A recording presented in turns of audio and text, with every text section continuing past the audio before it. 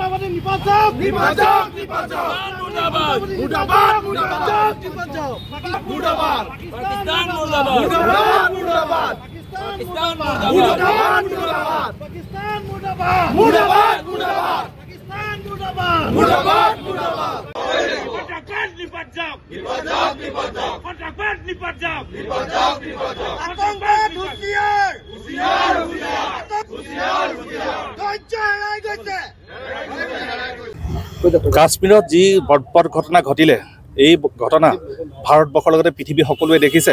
আৰু এই সন্ত্ৰাসবাদীসকলক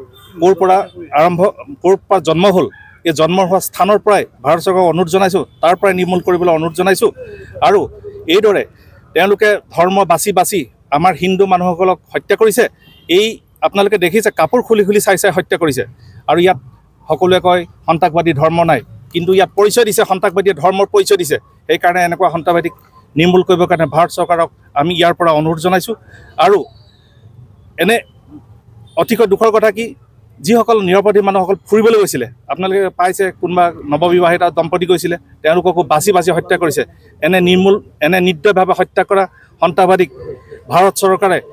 কিদৰে নিৰ্মূল কৰিব পাৰে তাৰ এটা পদক্ষেপ ল'বৰ কাৰণে আপোনালোকৰ ইয়াৰ যোগেদি মই ভাৰত চৰকাৰক অনুৰোধ জনাইছোঁ। আচলতে আমি সৰুৰ পৰা শুনি আহিছোঁ সন্ত্ৰাসবাদীৰ কোনো ধৰ্ম নাই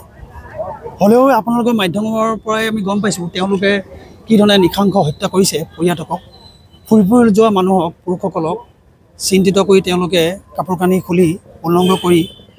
ধৰ্ম চাই যি ধৰণে হত্যা কৰিছে সেইটো খুব নিন্দনীয় আৰু এটা কথা ইমানকেইজন মানুহ